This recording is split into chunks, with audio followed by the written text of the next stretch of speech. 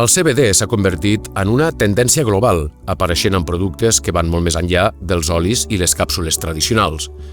La moda del CBD ha crescut gràcies a la seva associació amb el benestar i la relaxació, fet que l'ha portat a indústries com la bellesa, la gastronomia i fins i tot la de les mascotes. Però quins són els seus efectes reals sobre el nostre cos? En quin marc jurídic es mou? Hi ha prou estudis científics? Els consumidors disposen de prou informació? És hora de saber-ne més sobre la que anomenen la substància de la felicitat.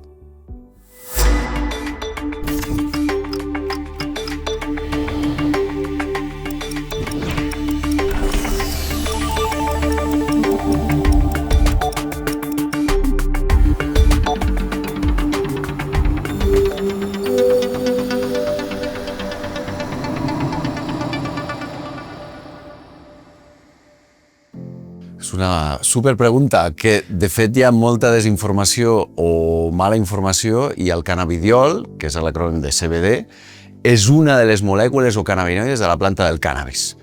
I per diferenciar-ho molt, el cànnabis és el que tothom coneix, que és l'estupefaent o el narcòtic, i el cànem o cànem industrial, que és la mateixa planta, no porta THC, que és la molècula o el cannabinoide que col·loca, que és narcòtic i que és estupefaent. Llavors tothom fa una barreja i de fet encara després de 3 anys continua havent certa desinformació o mala informació i no se sap ben bé què és el cànem, què és el cànnabis i què és el cannabidiol, el CBD.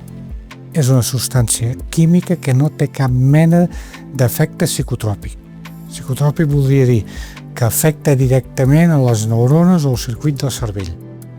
Sí que com a substància química pot interactuar amb altres llocs del cos, totes les substàncies químiques.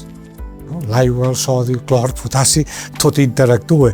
A Andorra no tenim cap llei que reguli el CBD, no hi ha cap normativa específica en la matèria, i pel que fa a la normativa europea, doncs aquesta està regulada en un reglament de la Unió Europea, que és un reglament molt recent que estableix que doncs, el producte CBD, cannabidiol, que tingui menys o igual a 0,3 de THC, doncs és permès el seu cultiu i és permès el seu consum. I per tant doncs, és un producte que es considera com innocuo perquè no fa mal a la salut i perquè no crea dependència. Aparentment, del CBD s'afirma que té efectes positius en les persones que pateixen insomni, tenen dolor articular, pateixen d'ansietat. Quin és, doncs, el perfil del consumidor de CBD? Hi ha 2 grans tipus de clients, diré jo, o sigui, de la meva edat o de 55 cap amunt, que venen amb menys a prioris, potser per l'edat, llavors és molts dolors, perquè amb l'edat ens comença a fer mal les articulacions o d'altres mals, i això és un antiinflamatori natural. El CBD està indicat per 2 tipus d'epilèpsia. Unes condicions, un tipus d'epilèpsia i una dosis molt alta, que no té res a veure amb el que es venen a les botigues.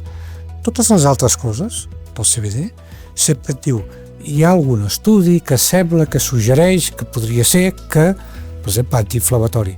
No està demostrat en res. I d'altre, potser el problema una mica més gran, a part del dolor i aquest estrès que forma part una mica de la vida moderna que tenim i que és ansiolítica, és el dormir. Ja noto que hi ha molta gent que ve aquí que té problemes per dormir, per conciliar un son tranquil. Problemes de dormir n'hi ha hagut sempre. Ara n'hi ha molts. Quanta gent es pren tila, una tisana, fa un ritual i això l'ajuda a dormir? Per mi, posaria el CBD exactament al mateix nivell. Coneixem, doncs, els seus efectes i quin és el perfil del consumidor. En un moment en què Andorra busca diversificar la seva economia, ens preguntem, doncs, si aquesta substància no s'hauria de regular d'alguna manera i seguir el ritme de molts altres països. Andorra hauria de regular, perquè vivim en una comunitat internacional i és una matèria que, lògicament, doncs, està molt evolucionada en altres països i en el nostre entorn europeu així ho està, no? Aleshores, doncs, nosaltres no podem ser una illa i el Consell General el que hauria de fer, doncs, és regular-ho. Fa molt de temps que ho tenen amb un calaix, el govern actual, i el que hauria de fer el govern és impulsar aquesta regulació a la qual s'ha compromès a nivell del seu grup parlamentari. Jo crec que està en un calaix. Jo vaig fer l'esforç evidentment per interès propi, comercial, però també perquè crec que és medicina, perquè crec que té un potencial tant a Andorra, a l'agricultura i d'altres sectors com a business i salut. Vaig traduir la llei suïssa sobre cànnabis i sobre cannabidiol, que crec que és una llei moderna, que inclou molts aspectes que es podrien copiar, i això va ser l'estiu passat i jo, evidentment, no he tingut cap més notícia. La sensació i la rebuda ha sigut més que positiva, però entenc que allò està oblidat amb un calaix.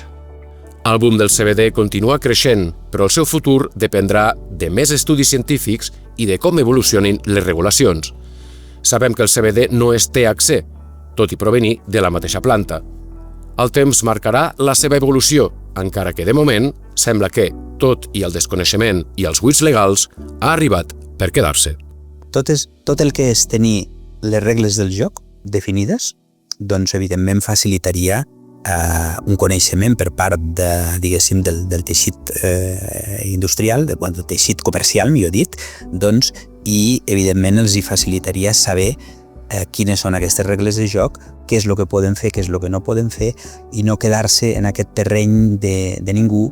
Tots tenim els estudis que es van fer al començament de tot amb l'opi, i que després va sortir la morfina i que després va sortir l'heroïna. On vull anar? Que els laboratoris, abans de poder comercialitzar qualsevol substància, posem un derivat del THC, que realment no creï addicció, han d'anar molt en compte, i qui ho aprova també. Jo parteixo com a metge que si una substància no fa mal, els metges no ens hi hem de posar en que es consumeixi o no es consumeixi. CBD, per definició, no fa mal. Es pot consumir, es pot vapejar, es pot vaporitzar, es pot fumar, com es fuma el tabaco, i l'únic que fa és calmar. És a dir, no altera el nostre estat de consciència, no és un psicotròpic, és a dir, no és una droga.